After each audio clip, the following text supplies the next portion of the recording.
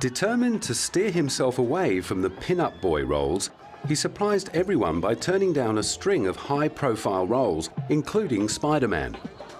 Heath's chance to prove he was much more than a pretty face came in true Hollywood style by lucky accident.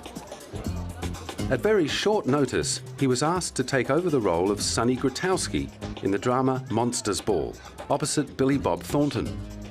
It was a small role, but pivotal to the plot, and it proved to his future collaborators that Heath was a genuine talent. Heath was someone that we had wanted in the role. I mean, I had wanted him for a while. I saw something in him that he was very macho appearing, but there was something vulnerable about him.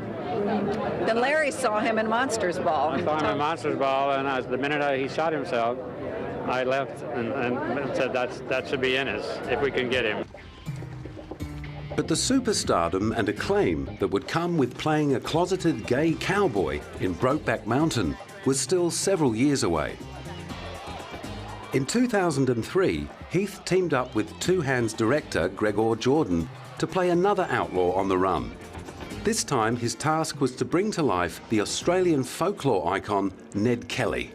He sort of found something as an actor that I'd never seen before, and I hadn't actually seen before in him as a guy.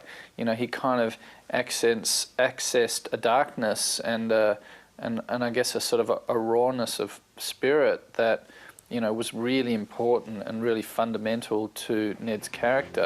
In his determination to take only the roles that interested him, Heath proved again and again that fame and fortune were way down on his priority list. In 2005, he turned down the title role in Oliver Stone's big-budget epic Alexander.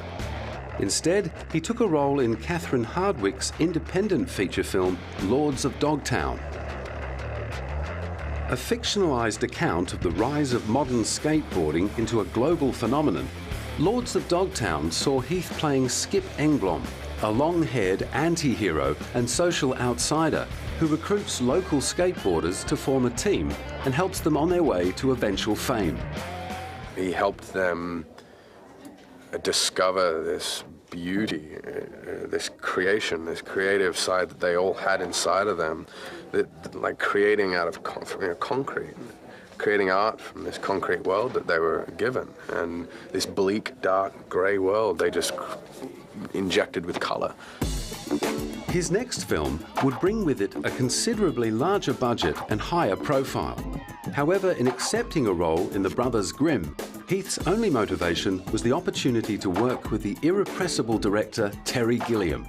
I was a big fan of Monty Python, and I so desperately wanted to be in, you know, The Holy Grail and Life of Brian. I loved it, and so I so desperately wanted to bring like a Python-esque kind of quality to Brothers Grimm too, you know. So you can't help it because his sense of humor and just his nature is just incredibly infectious.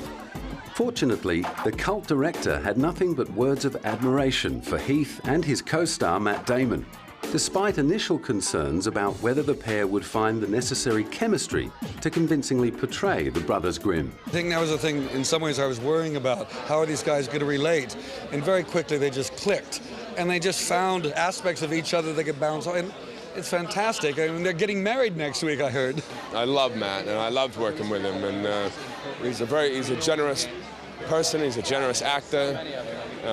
He's a fantastic tango dancer.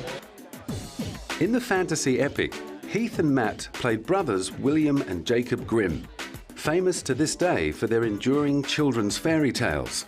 While the real-life brothers Grimm were scholars and authors, Gilliam's fictionalized version takes a little poetic license with the facts and sees the pair encountering ghosts and witches themselves.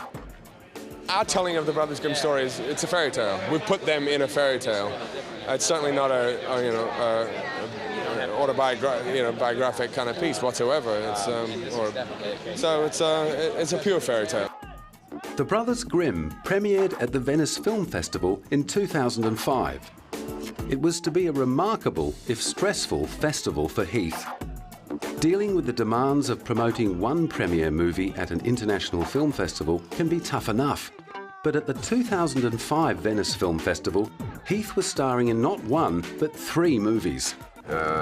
It's look, yeah, it's been really overwhelming. I mean, it's obviously an honor to have my movies here, and one movie, let alone having to bear the responsibility of representing 3 movies.